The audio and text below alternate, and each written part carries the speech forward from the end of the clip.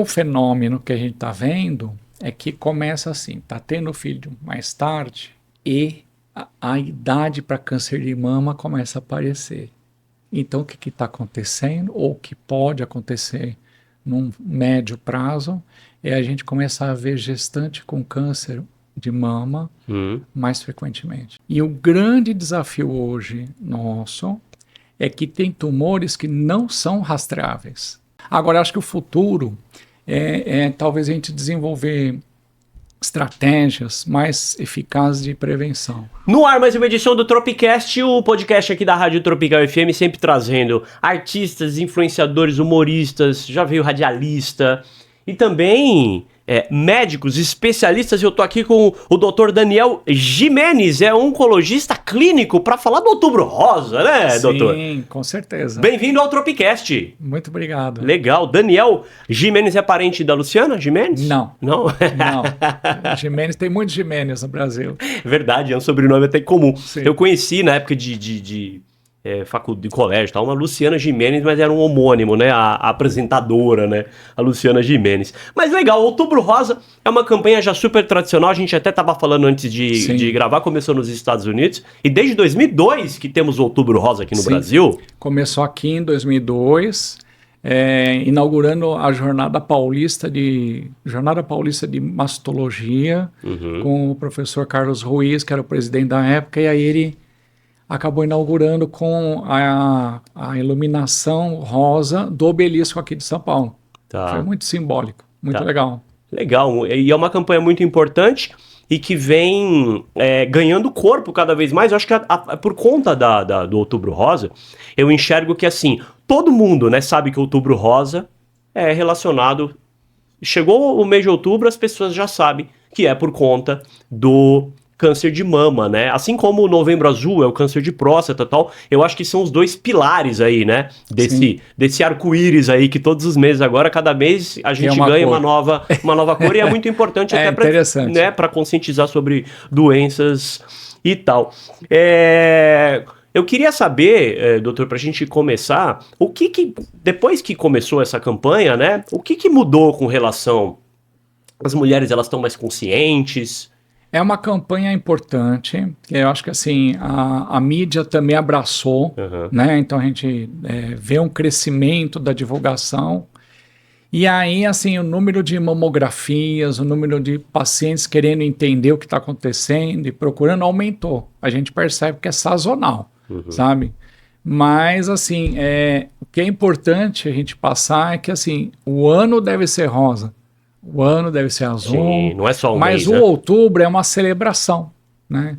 E o que a gente tem percebido, e eu tenho insistido bastante desde que eu comecei a trabalhar na mídia, assim, é que a gente precisa de pensar não só na detecção precoce, aí eu acho que até é um mantra, né? Que assim, detecção precoce é o segredo, né?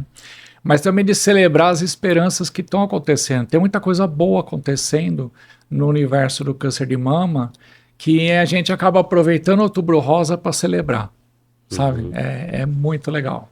Por exemplo, há uns 25, 30 anos atrás, a gente não imaginava uma mulher engravidar depois. Gente, era um pecado mortal, né? Hoje não. Dependendo dos critérios, do estágio, do tempo depois que passou o tratamento, é totalmente aceitável. Eu tenho uma prima que engravidou 2 vezes depois dos 50. Tá vendo? E é interessante que hoje é prática discutir o assunto de fertilidade antes de iniciar uma quimioterapia, antes de um tratamento que possa trazer infertilidade. Então, vamos colher óvulo? Vamos. E aí, depois que termina o tratamento, depois de um tempo de segurança, a gente autoriza a engravidar. Entendeu? Uma coisa linda, né? Assim, claro. E que não tinha há muito tempo atrás. A gente era quase uma loucura. Vai? O pessoal achava que não era tudo errado. Mas não, hoje já é não só aceitável, como até ligeiramente aumenta as chances de cura. Olha só. Que é impressionante. Porque eu acho que o câncer de mama... Ele é muito curável, né? Sim. Se detectado precocemente, sei lá, quais são as chances? Mais de 95%? Mais. Em estágio inicial, hoje a gente tem 4 subtipos de câncer de mama, mas todos eles em estágio inicial, tem essa porcentagem maravilhosa de 95, 98% de chance de cura. Tem 4 tipos diferentes de câncer de mama? Seria exatamente. é o que? Um é genético, o outro não? Quais são as diferenças? Vamos lá. O câncer de mama nós temos assim, há um bom tempo atrás, até no começo da minha carreira, era assim, era câncer de mama porque estava na mama, acabou. Ou era pré-menopausa, ou era pós-menopausa, ou era grande, ou era pequeno, acabou. Era muito precário. E eram esses critérios que a gente tinha para tomar decisões, né? Mas aí, com o tempo, a gente teve o avanço da biologia molecular e a gente começou a entender que nem todo câncer de mama é igual. E aí depende de alguns critérios simples, né? Estrógeno, receptor estrógeno, que é o hormônio feminino, progesterona, que é outro hormônio feminino, uma proteína que nós temos no corpo todo, mas se o câncer de mama quiser usar bastante dessa proteína, chama HER2. Então tem essa proteína que a gente pesquisa bastante, e de acordo com a expressão dessas proteínas, a gente consegue classificar, né? Tem uma outra proteína que é polêmica, que chama Ki, de Kiel, da Universidade de Kiel, e 67, que é um clone, tem vários clones dessa proteína, o 67 que foi a melhor, né? Que ela também pode ser usada para classificar. Então, quando é um tumor luminal da onde? Do lúmen do ducto mamário que leva o leitinho para o mamilo. Então, quando ele nasce de dentro do lúmen, chama luminal. Tá bem simples. E aí pode ser A ou B.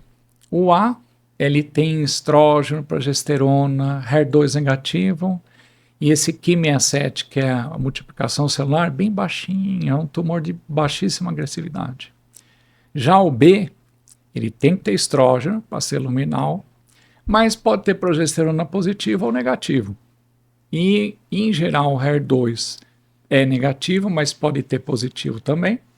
E a proliferação celular do Ki67 geralmente é mais alta. Então, o luminal A é o menos agressivo, o B é um pouquinho pior. Aí vem o HER.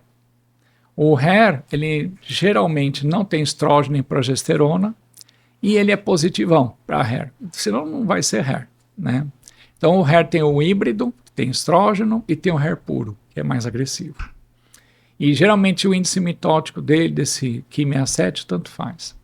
E tem o triplo negativo, que é estrógeno negativo, progesterona negativo e HER2 negativo. Triplo negativo. Esse é mais agressivo e ele nasce não dentro do lúmen, ele nasce na base do lúmen. E ele tem um potencial de agressividade bem maior. Tá? Índice mitótico muito elevado, né? Mas todos eles, num estágio inicial, a chance de cura são esses números. É que a ferramenta para chegar lá é diferente. Tá, entendi. Entendeu? E antigamente não tinha essas informações. Não, imagina. Agora, é possível através de rastreamento genético? Eu lembro do caso lá da Angelina Jolie, que ela tirou as 2 mamas. Sim. Ela fez o correto? Fez. Na realidade, a história dela foi muito interessante, porque a mãe dela morreu de câncer de ovário. Tá. E aí, na época, não se fazia painel genético, não tinha essa história, estava muito precário. E quando ela passou no ginecologista, ele foi pegar a história dela, falou, pô, sua mãe morreu de câncer de ovário? Morreu. E aí, o ideal seria a mãe testar, mas ela faleceu, então testa a Angelina. E deu positivo para uma mutação chamada BRCA. BR de breast, mama, CA de câncer. Bem simples. E é um gene que dá, quando é mutação, que tem classificações dessas mutações, nem todas são importantes. Mas quando a gente chama mutação patogênica, que vai dar um risco muito elevado de câncer de mama e ovário. Então, a Angelina Jolie preferiu operar primeiro, chamar cirurgias redutoras de risco da mama, e num segundo tempo ela operou o ovário também. Porque a probabilidade é muito elevada da pessoa desenvolver câncer de mama. E às vezes, não raramente, na hora que opera achando que é preventivo, já não é preventivo, já tinha alguma coisinha pequenininha, sabe? Ah, tá. Isso pode acontecer. Entendi. Entendeu? Então, quanto antes, melhor. Em geral, Por exemplo, tem uma paciente minha que fez o diagnóstico. Aí a gente pegou a mutação, pumba. Aí ela testou na filha. Geralmente testa depois dos 25 anos, né? E aí, porque a doença aparece um pouco mais para frente. Então faz todo um planejamento para o time da cirurgia da mama, que é em torno de uns 30, 35 anos, depende muito da história da pessoa, pode fazer acompanhamento com ressonância, mais seriado, depende do planejamento familiar, né? Depende de várias coisas.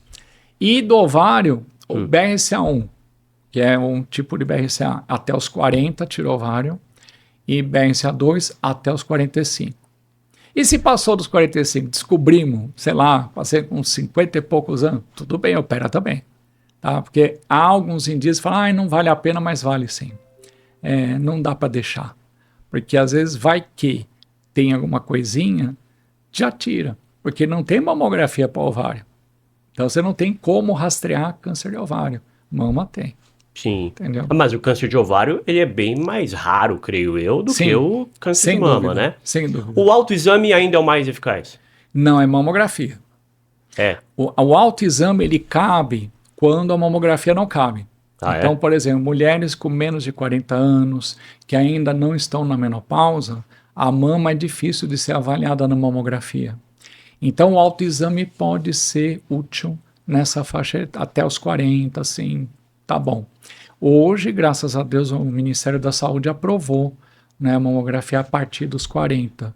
E por quê? Porque nós aqui no Brasil, nos Estados Unidos também começou a ser observado um aumento de pacientes abaixo dos 50 com câncer de mama. E o que você atribui a esse aumento? Estresse, fatores externos influenciam? Na realidade, não. Não? Na realidade, não. A única hipótese, que ainda é meio polêmica, sabe? Mas é que as mulheres estão preferindo primeiro se estabilizar economicamente para conseguir criar o filho bem, né? E aí tem filho mais para frente. Porque um dos grandes fatores protetores é ter filho antes dos 25 anos. Jura? Não fazia ideia disso. Entendeu? Não é tão alto o fator de proteção, mas é o único dado que a gente consegue explicar. Porque o que a gente vê de industrialização das coisas, né? Desde a década de 30, os Estados Unidos fazem uma estatística bem feita da incidência de câncer, né? E desde a década de 30, ou seja, 1930, até meados de agora, a incidência por 100 mil habitantes, ou seja, número de casos por 100 mil habitantes, ela faz assim, ó. Ela só flutua. Ela não aumenta. E o que é que vê de tantos conservantes e celular e desodorante, o pessoal fala tanta coisa assim, não impactou em nada. Em transgênico? Nada, não mudou. Quer dizer que fica dentro ali de uma... flutua. Aumentou um pouquinho depois do Outubro Rosa. Porque aí começou a detectar câncer de mama muito mais cedo. Tá. Então, alguns que ia ser detectados, sei lá, 4 anos depois, foi antes. E aí aumentou um pouco. Então a gente tem essa falsa impressão de que houve um aumento por conta de fatores externos. Não. E aqui, o estresse? Essa é uma excelente pergunta também. Cientificamente, os estudos são muito mal feitos. Então, a gente não consegue comprovar cientificamente. Até porque os métodos científicos para testar, para criar hipóteses da psique, são muito complicados. Então, não é assim que nem teve uns estudos escandinavos assim. A mulher teve, assim, pegou toda a história, porque lá é tudo organizadinho. Então, a pessoa teve câncer. Então, vou ver no passado. Ela perdeu o marido, teve acidente, perdeu o filho, perdeu, então não perdeu, então não tem efeito. Então, não teve trauma. Né? Pô, não é só isso, entendeu? Claro. Então, só que aí, a partir daí, deu uma tarjada e falou, ó, assunto encerrado. Mas basta você ouvir cada uma das pacientes, você vai vendo que você começa a acreditar. Mas é crença, não é ciência. Entendeu? Sim. Então, por enquanto, a gente não pode defender essa hipótese. Mas eu concordo contigo, isso ainda Na melhor das hipóteses está em aberto. Na pior, eu acho que é um absurdo a gente falar que não tem relação. Mas não tem ciência. Não tem ainda Então, estudo suficiente. Quem sabe mais para frente eu acho que encontra alguma coisa aí relacionada. Eu acho que é método. O método científico para provar essa hipótese é extremamente complexo. Entendi. Poxa. Cabeça da pessoa é muito difícil, né? É. Então, como é que você vai conseguir alinhar, né? Uma questão, às vezes não é trauma, às vezes é o jeito da pessoa, né? O que a gente vê que anda de mão dada é infarto. Infarto, sim. Você tem a relação da personalidade e tal, infarto. Claro. Foi provado. Agora, alimentação, câncer, maus hábitos. Exato. O câncer de mama não tá ligado, por exemplo, a sedentarismo. Tá ligado? Aí sim. Ah, é? Porque aí tem uma questão, é meio indireto, mas o que a gente sabe é o seguinte. A obesidade, o índice de massa corpórea acima de 30, aumenta muito o risco de câncer de mama. Por quê? Porque no tecido gorduroso começa a ter produção de substâncias que gera algum risco de formação, uma má formação genética, e daí da célula gera um câncer. E aí, como a pessoa sedentária pode ganhar peso e pimba. Agora, o inverso, por exemplo, os atletas, as pessoas que têm uma atividade física esportiva muito generosa, tem risco menor de câncer de mama, de câncer de intestino, de modo geral. Então, assim, talvez uma proteção direta da atividade física no corpo, porque ela produz substâncias que protegem, que mantêm as células saudáveis, ou até porque não engorda e não vai chegar lá, entendeu? Ou de uma forma ou de outra é muito recomendável. Agora, você falou de atividade física, por exemplo, as corredoras, né? Normalmente elas têm menos seio, né? Por conta da queima de gordura. Exato. Tem a ver o tamanho do seio com a... Tem a ver? Tem. Porque assim, a atividade física, assim, principalmente performance, né? Você não vê ninguém com tamanho grande, não é verdade? Não, exato. Então é justamente porque o índice de tecido adiposo delas é uma porcentagem muito pequena. Algumas até não menstruam frequentemente, né? E aí o tecido mamário também fica pequenininho. Por quê? Porque a chamada aromatização, ou seja, a produção de estrógeno é um pouco menor, né? Então isso para a mama é importante, porque cada ciclo menstrual o tecido mamário ele muda. Por isso que é a história de engravidar antes, né?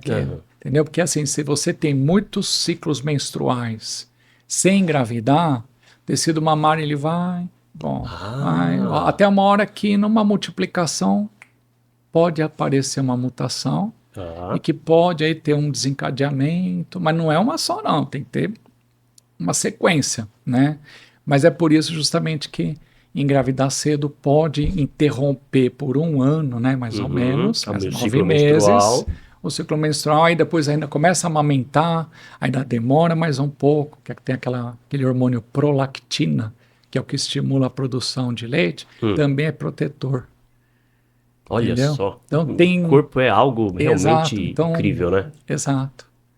E aí, por esse motivo, que as mulheres estão mais para frente engravidando, estão querendo engravidar mais para frente, aí corre esse risco. Entendi, por conta, olha só, desse, né, que arma todo, né, de fator protetor até tem indícios de fator de risco, na realidade, ter filho depois. Mas isso é mais ou menos, tá? E um fenômeno que a gente está vendo é que começa assim, tá tendo filho mais tarde e a idade para câncer de mama começa a aparecer. Então, o que está acontecendo, ou o que pode acontecer num médio prazo, é a gente começar a ver gestante com câncer de mama mais frequentemente. Gestante que desenvolve o câncer de mama na gestação. Durante a gestação? Terrível, né? Como que é feito esse... É uma situação muito difícil. Como que é feita a abordagem nesse caso, do tratamento? Assim, do ponto de vista cirúrgico, você pode desenhar o tratamento cirúrgico em qualquer momento no primeiro, segundo ou terceiro trimestre, dá para operar, fazer anestesia, bonitinho, sabe? Mas, do ponto de vista do oncologista clínico, a gente tem bastante desafios. Até o primeiro trimestre, é impossível oferecer qualquer droga porque dá uma formação fetal. Poxa, imagina, químio, impossível, agora, né? mas do segundo até o terceiro dá. Dá pra fazer químio, por exemplo? Mas nem todas. Entendeu? Cada caso é um caso. Mas o arsenal até que dá para encarar. Entendeu? Mas assim, tem drogas que não são permitidas. Por sinal, nós estamos para lançar um livro sobre a gestante com câncer. É? Você que está escrevendo? Mas todos cantamos, eu sou editor, estou terminando. Todo o pessoal lá da Oncoclínicas, eu chamei muita gente para falar a gestante com leucemia, a gestante com câncer de mama, a gestante com câncer de intestino, todas as particularidades de cada tumor na gestante. Por quê? Porque é um fenômeno que a gente está começando a ver que, está começando a aparecer e a gente precisa de preparar melhor, porque não é uma situação comum. Às vezes o médico, na sua formação de oncologia, ou clínica, ou cirúrgica, obstetra, assim, às vezes na formação eles nunca vão ver, porque não é uma coisa comum, mas vai começar a ficar. E aí a ideia do livro foi essa. Então em breve tem lançamento, hein? Tem que voltar aqui e trazer o livro. Né? Tá jóia. E falar do livro. Com certeza. Agora, o câncer de mama, eu tenho uma amiga que ela teve câncer de mama com 20 e poucos anos. A mãe teve um câncer de mama, eu não me recordo se foi muito jovem também, mas aí ela ficou em cima por conta do fator genético, enfim, deve ter feito lá um rastreamento, alguma coisa assim, ficou em cima e tratou bem precocemente, com 20 e poucos anos. Conheci uma outra moça com 20 e poucos anos, que infelizmente descobriu tardiamente e acabou falecendo, porque tinha dado já metástase e tal. Mas não é comum, assim como eu acredito que não é comum uma mulher acima de 50, acima de 60, uma mulher idosa, por exemplo, ter câncer de mama. Mais ou menos. Mais ou menos? Mais ou menos. É? Não, sou hoje, leigo, hein? Assim, o mais jovem, nessa faixa etária não é comum. Tá, mas o idoso sim. Idoso é mais comum. É mesmo? Assim, viveu muito, você começa a ter mais riscos. Entendeu? O tecido mamário, ele tá lá exposto, e aí dependendo dos critérios. Então, mas a faixa etária mesmo, assim, hoje, dos 40 até 50 está aumentando, 50, 60 é o maior grupo, 60, 70, 80 tem aparecido bastante. Não fazia ideia, eu pensava que eram mulheres ali de 40, 35, 45. Acho isso a gente está vendo bastante, tá? Agora, 20 e poucos anos, tal, eu já tive, a pessoa nasceu com uma mutação, tem alguma coisa de errado. Porque não dá nem tempo, né, para expor aos agentes de hormonais, eu diria, entendeu? Por exemplo, anticoncepcional, que aumenta só um pouquinho.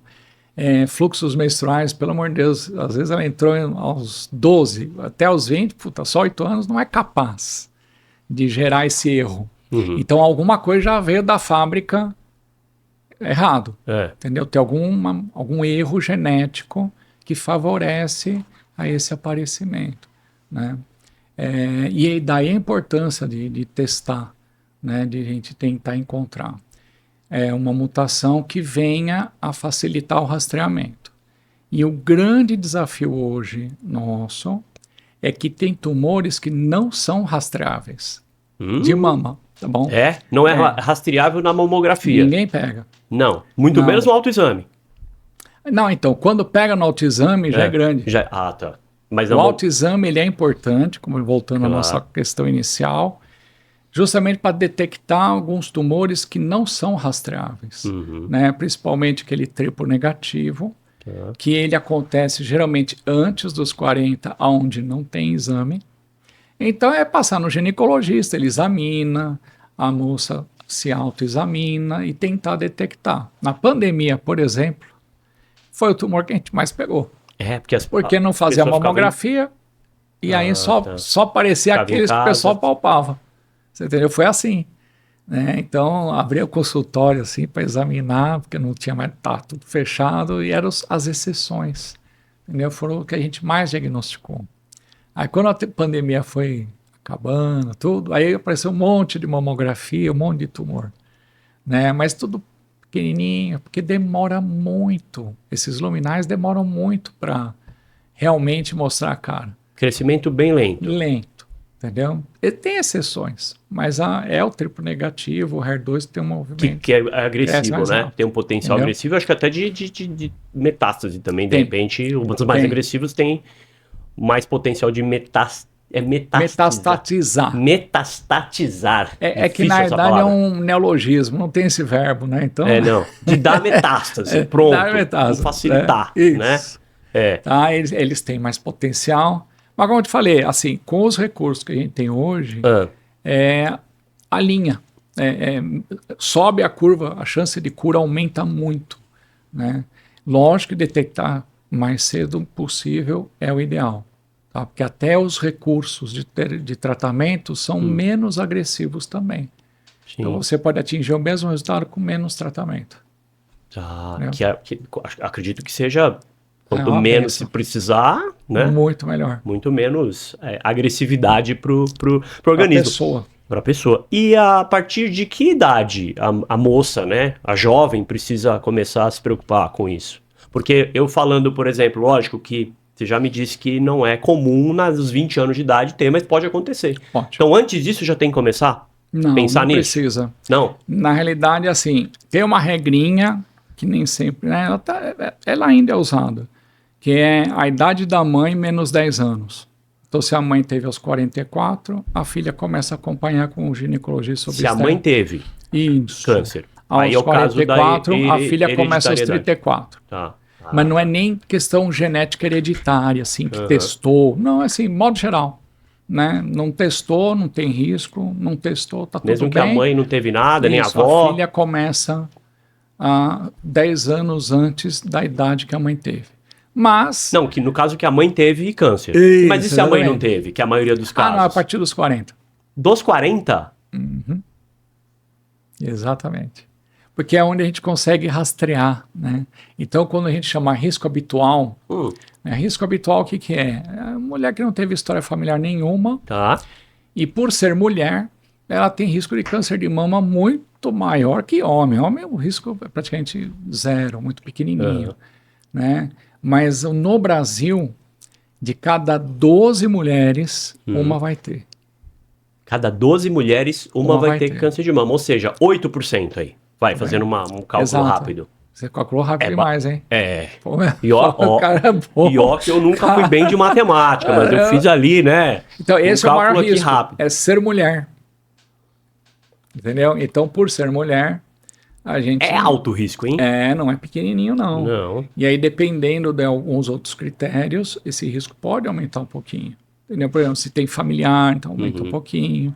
Mesmo que não tenha o risco hereditário genético. É a média, né? Mutação, Um pelo outro. Exatamente. E quem teve a mãe, por exemplo, aí esse risco sobe bem. Depende, tá? Porque, por exemplo, se a mãe teve lá para os 70 anos, ela teve porque ela viveu muito.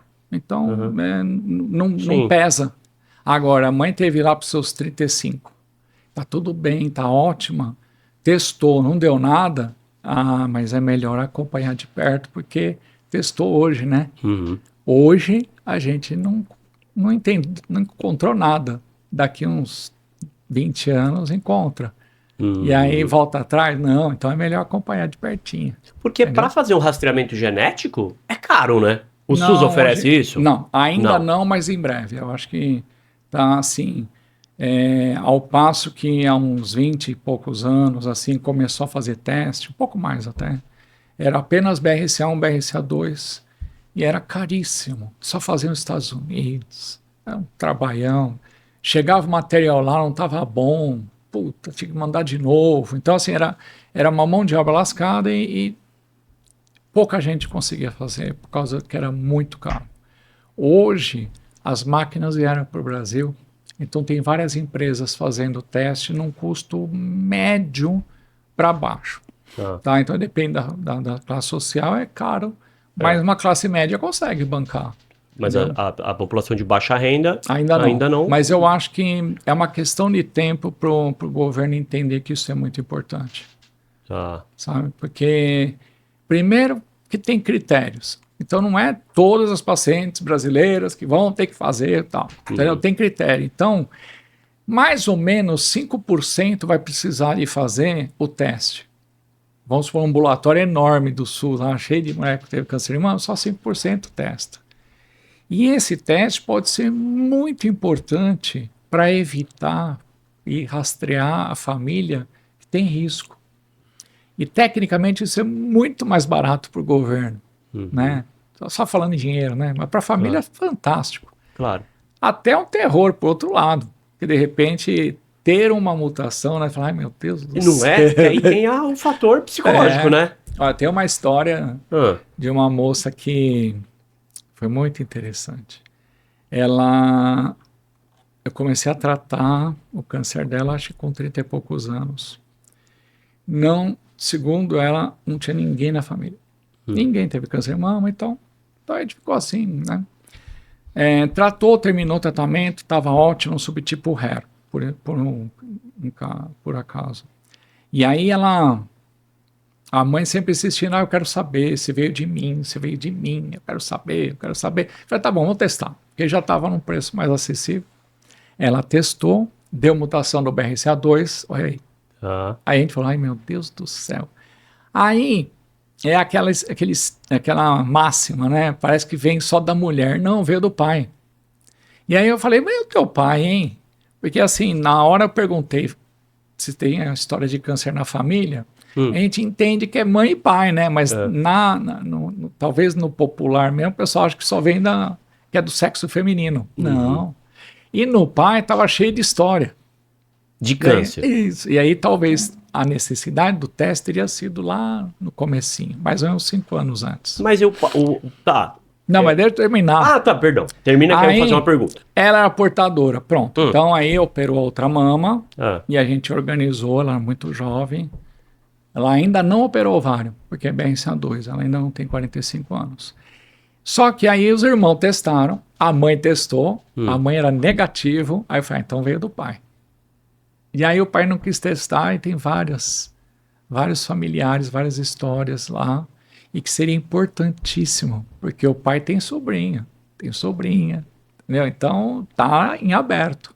E aí eu até falei, olha, se o pai não quer testar, tudo bem, vai. Mas testa o tio, testa o sobrinho, entendeu? Porque se ele for portador, tem estratégias muito importantes, tanto para homem quanto para mulher. Que o BRCA2 em homem dá câncer de próstata jovem, né? O BRCA2 tanto em homem quanto em mulher pâncreas, mas é pouquinho. Ovário é enorme, entendeu? Um risco muito alto, quase 50% de risco. E mama 60%, BRCA2. E aí a irmã dela testou. O irmão testou, não deu. E a irmã testou com 27 anos. Nossa, foi duro para ela. Ela ficou, acho que 1 ano e meio para baixo, porque, tô com o gene estragado, minha irmã teve, ferrou, né? Mas aí, mais ou menos 1 ano e meio por aí, eu perguntei, oi, e aí, Aline, como é que tá tua irmã, né? Ela casou, não tinha namorado, casou, já teve filho, já vai operar e tá esperando o prazo para operar o ovário. Mudou a vida. Totalmente. A menina não tinha namorado, não tinha nada. Ele falou, quer saber, vou me virar. E se virou. Então, olha a importância, né, da gente abrir o jogo nesse sentido. Né? Porque às vezes o pessoal, eu não quero nem testar. Tudo bem, mas saiba que você tem uma oportunidade, né, disso não acontecer. Sim. Né? Então, é uma oportunidade de ouro, porque tirando mutação, fica no trabalho de controle do peso, atividade física esportiva, consumo de álcool é válido, mas não é assim uma coisa, como se diz assim... fator determinante. Exatamente, não, porque no Brasil o consumo é infinitamente menor do que na Europa. É muito diferente, né? E essa questão do álcool veio de lá. Por uma questão cultural, porque é um frio lascado na Idade Média, o pessoal na Rússia, para ficar quentinho, tinha que encher a cara, entendeu? Então não tem jeito, né? Então isso aumenta mesmo o risco de qualquer câncer, inclusive. Consumo excessivo de álcool. Mas no Brasil não é para tanto, né? Mas assim, tem realmente uma recomendação de risco de não beber nada. mas eu acho meio polêmico. Ah, é muito radical, né? Eu honestamente, eu não... pouquíssimas pacientes são etilistas. Pouquíssimas. Então, assim, acho que é diferente. Acho que é uma questão cultural mesmo. Que na Europa o consumo não é que etilismo, é cultural. Beber vinho todo dia, por exemplo. Né? Mas lá o tem mais câncer de mama do que aqui? Então. Entendeu? Tem algumas relações interessantíssimas que, assim, com relação à vitamina D de dado, que isso não está fortemente associado, mas é uma questão de tempo para a gente começar a acreditar que vale a pena repor. Mas, por exemplo, nos trópicos, o risco de câncer de mama é inferior do que no hemisfério norte. No norte, onde é mais frio. E onde tem menos sol, onde ativa menos a vitamina D. O povo aqui tá tudo sem vitamina D. Assim, O povo tá tudo sem vitamina D aqui. O pessoal urbano, nós, né? A gente não comparou aqui no Brasil, porque no Brasil não se faz estatística direito, né? Mas provavelmente a gente ia notar talvez um pouquinho mais de incidência nas áreas urbanas do que na roça e na praia. Por quê? Porque lá ativa mais a vitamina D por causa do sol do que aqui. Aqui, meu filho foi Nosso fazer sol é esse aqui, ó. meu filho, minha mulher, minha mãe, todo mundo sem vitamina D. Então, de uma forma não muito científica, eu recomendo repor. Tá? Mas não é assim, para câncer de intestino tá claro. Vitamina D. Que funciona. Tem que repor, que dizem suplementar. Exato. Que custa super barato, né? Vitamina D na farmácia, esses comprimidos, né? E é isso, preço médio. É o suficiente. É isso, você tem que, assim, aí o número outra polêmica, a gente não sabe o nível da dosagem de vitamina D que é o certo para proteger, né? Mas é interessante demais, viu? Essa informação tá... Tem até uma história que, assim, o câncer de mama na Suécia era muito parecido na Dinamarca, nos outros países escandinavos lá de cima. Por quê? Porque eles comem muito salmão. E aí peixe de água profunda tem mais vitamina D. Aí quando os suecos começaram a encher a cara de carne, de vaca, etc., começaram a ter o hábito europeu e diminuir o consumo de salmão, o risco de câncer de mama começou a aumentar. Olha só. É porque não toma sol, parou de comer o peixe. Entendeu? Assim, são dados, você vai pescando aqui, e você começa a crer que isso talvez tenha um caminho, mas estudo científico, direitinho, metodológico, não tem. Né? A gente sabe, por exemplo, que dar vitamina D antes da químio, né, numa estratégia de químio antes da cirurgia, chama neoadjuvante. Quando a vitamina D é baixa, a chance da químio funcionar é menor. Tá. Então tem também porque é o de imunidade. Talvez tenha alguma interferência, entendeu? Tanto tem um estudo que a gente vai participar do professor Pessoa lá de Botucatu, e a gente vai estudar essa informação com um método científico mais certinho. Mais preciso. Pergunta que eu queria te fazer, ainda voltando lá da sua paciente, que estudou e o pai tinha lá histórico de câncer, pode ter influência do homem, do pai no câncer de mama?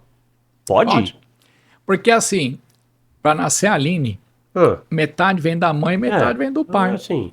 Então, se o gene que está mutado é do pai e veio a metade, é 50% de chance dela herdar. E 50% da mãe. Então, o filho que não teve nada, veio tudo da mãe perfeitinho, acabou. E a outra filha, a outra metade veio do pai, pimba. Entendeu? Então, quando a pessoa tem a mutação, os herdeiros têm 50% de chance de herdar. Tá? E aí é onde a gente tem que testar todo mundo. Por exemplo, um já testou, não deu, não é por isso que o outro não vai dar.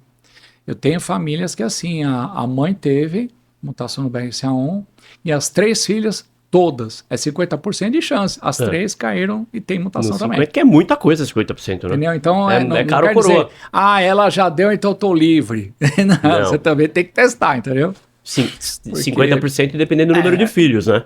Isso, exatamente. Essa estatística não vai mudar, vai manter a mesma estatística, né? Então, sim, pode dar, as 3 deram, Tem 3 filhas, as 3 deram mutação, as 3 herdaram da mãe. Olha só que quiseram saber do gênero do pai. Que interessante isso. Fazia ideia.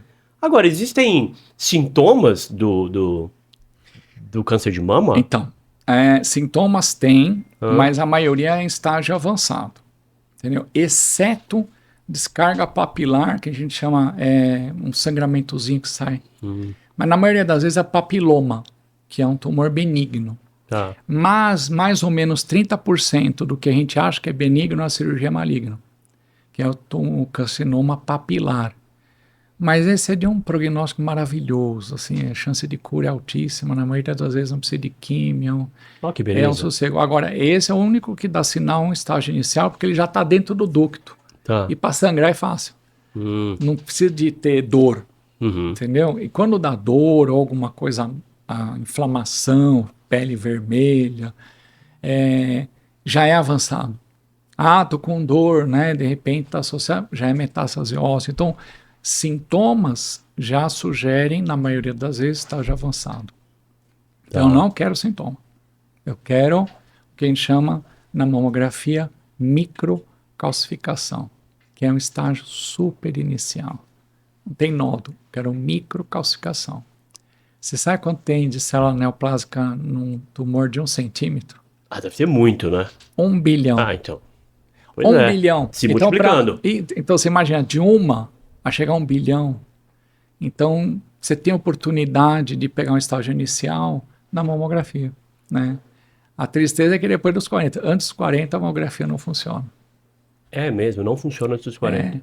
Porque o tecido mamário, ele precisa de estar, a gente chama lipossubstituído. Ou seja, na menopausa vai tendo uma substituição e aí você enxerga tudo na mamografia. E esse é outro fenômeno também. As mulheres estão entrando em menopausa mais para frente. E aí a mamografia fica mais ou menos, entendeu? Não fica tão boa dos 40 aos 50. Mas já dá para enxergar mais do que antes dos 40. Então a recomendação agora do SUS foi muito acertada. Tá. E os tratamentos? O que tem de novo no tratamento ao combate ao câncer? Novo, nós temos muitas coisas legais.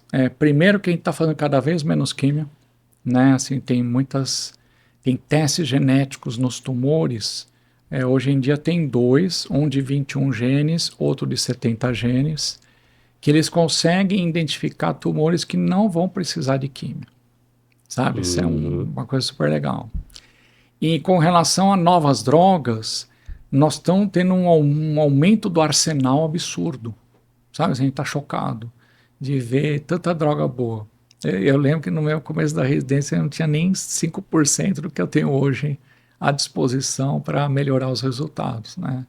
Então tem muita tecnologia, tem que nem uns anticorpos, né?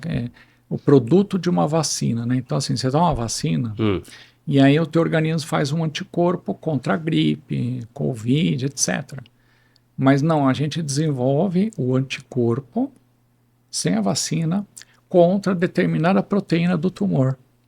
E vai direto lá e acaba sendo mais eficaz o tratamento, né?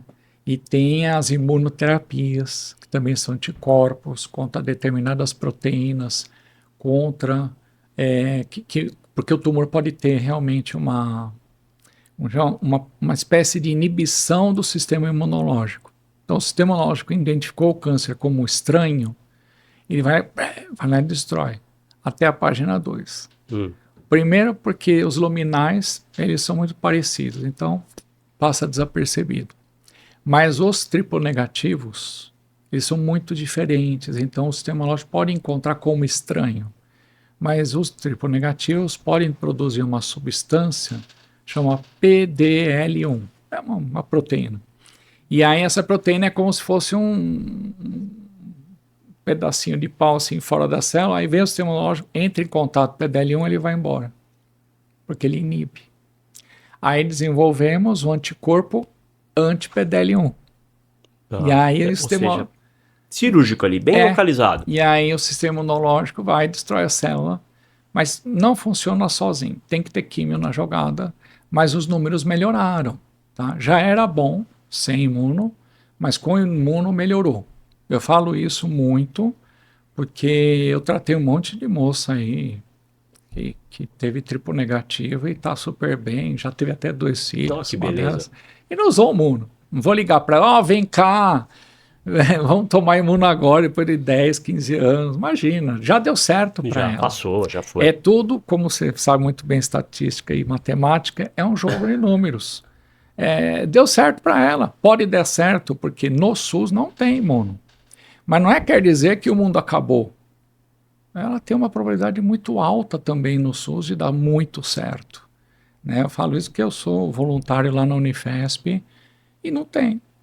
E dá certo também. Tem um monte de moça lá que deu muito certo, entendeu?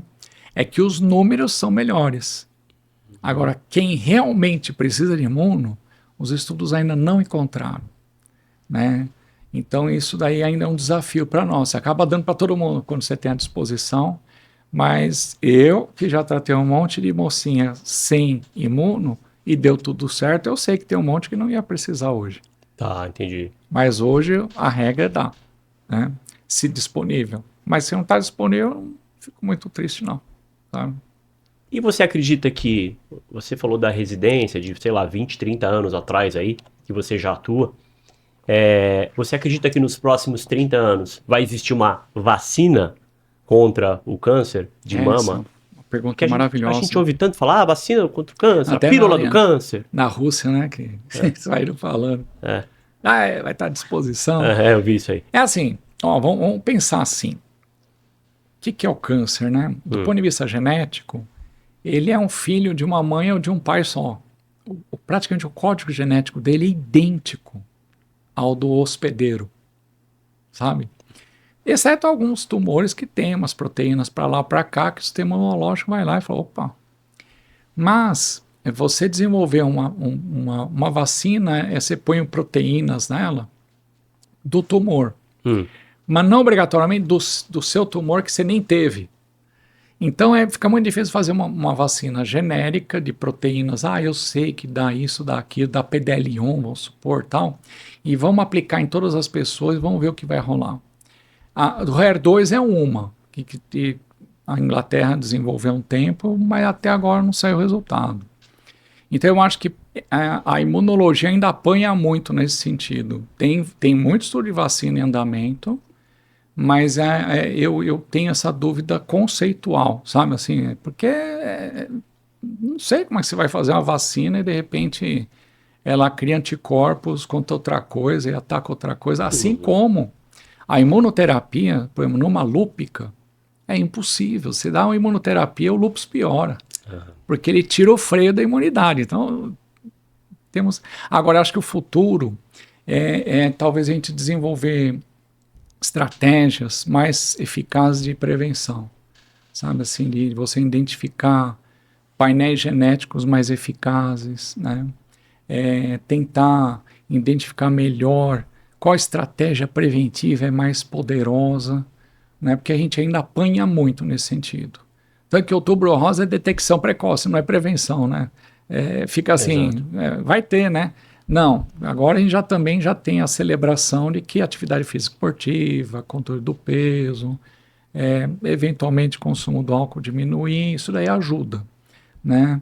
Mas eu acho que não só os hereditários, eu acho que talvez um dia a gente vai ter perfis genéticos que vai falar no futuro, essa vai ter, essa não vai ter.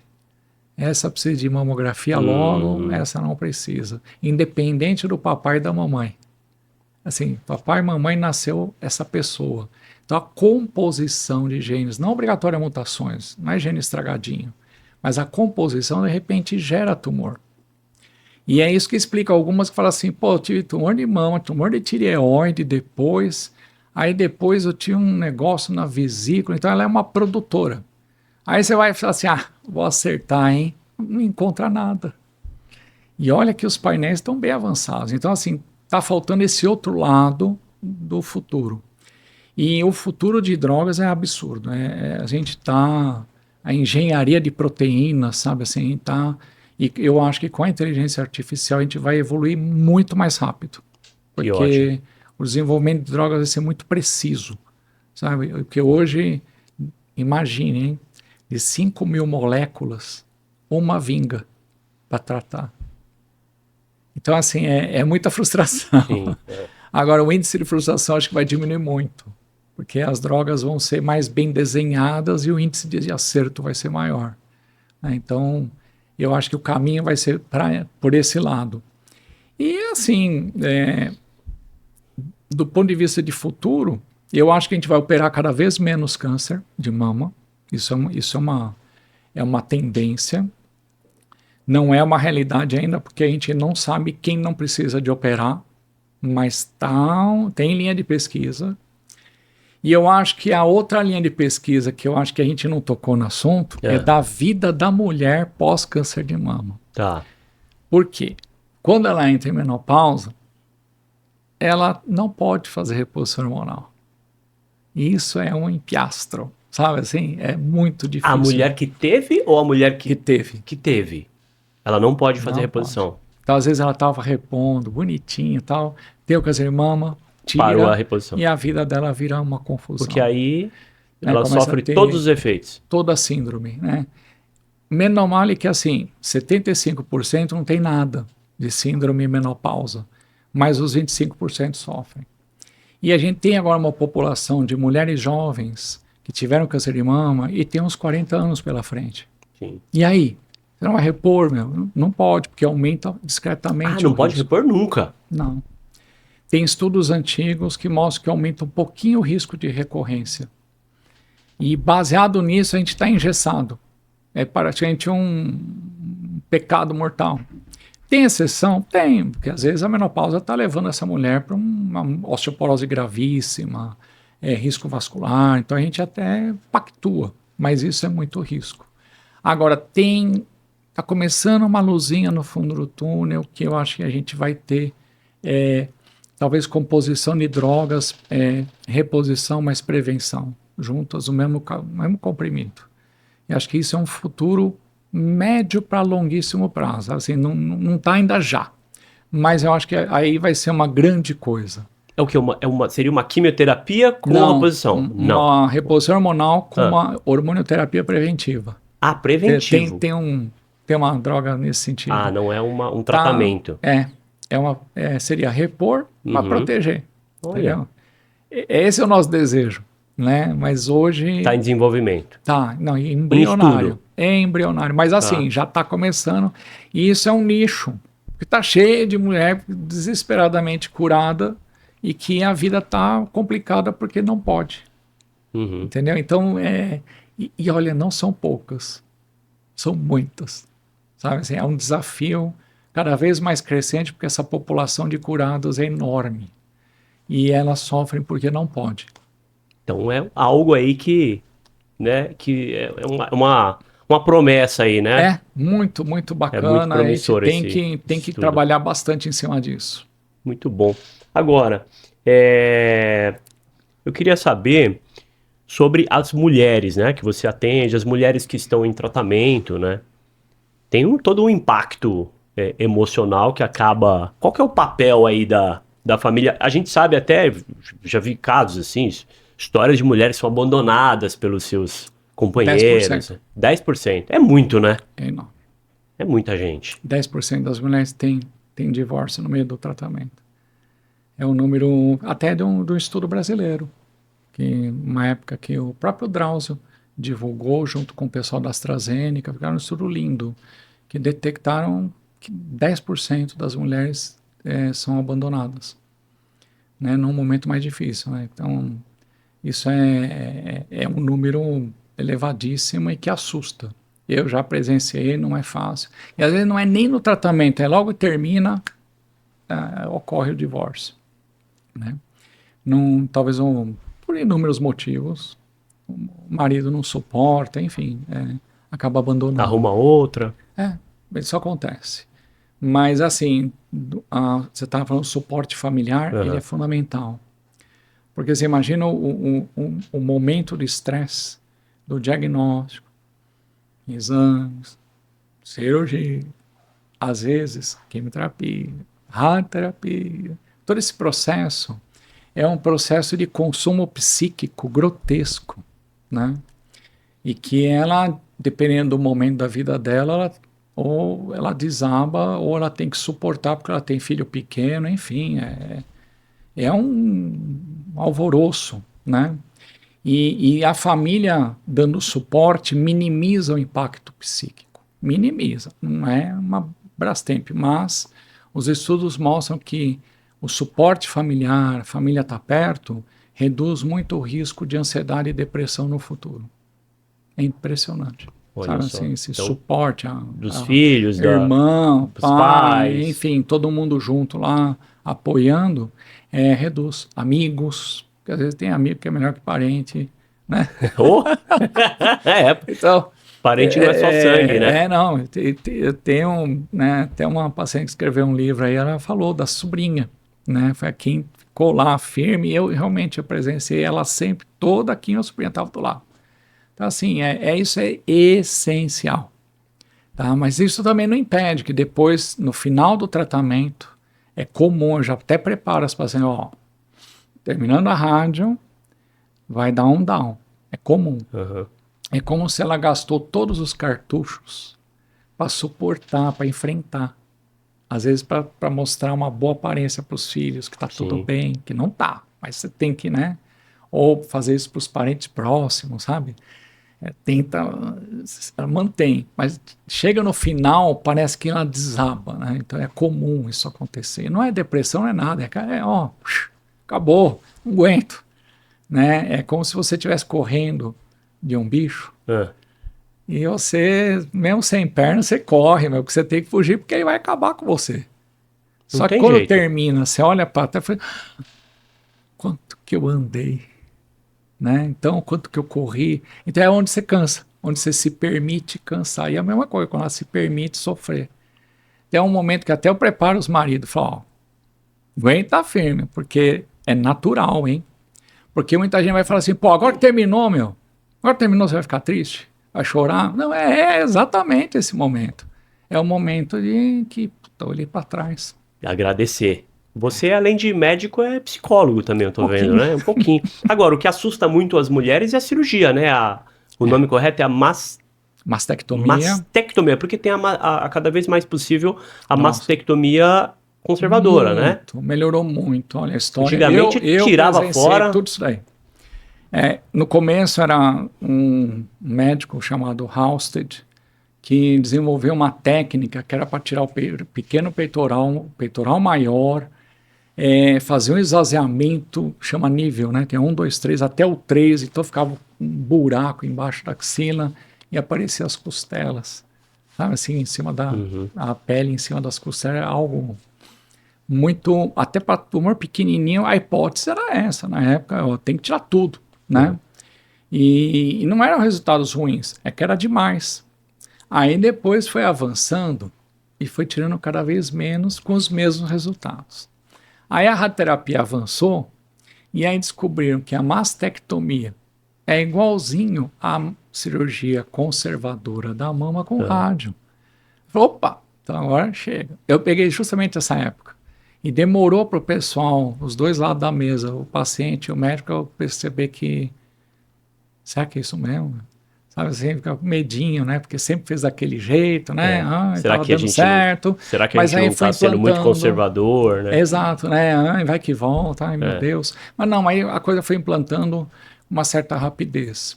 Aí o próximo passo foi operar menos a axila. Hoje a gente tem até estudos que, dependendo do tamanho, do prognóstico, da idade e tal, nem precisa mexer na axila, né? Antes disso era o que a gente chama linfonodo sentinela. Tirava os gânglios fora. Tirava tudo. Aí o próximo passo foi linfonodo sentinela, só tira 2, 3, e tem alguns critérios excepcionais que vai para o esvaziamento, mas a maioria fica só no linfonodo sentinela.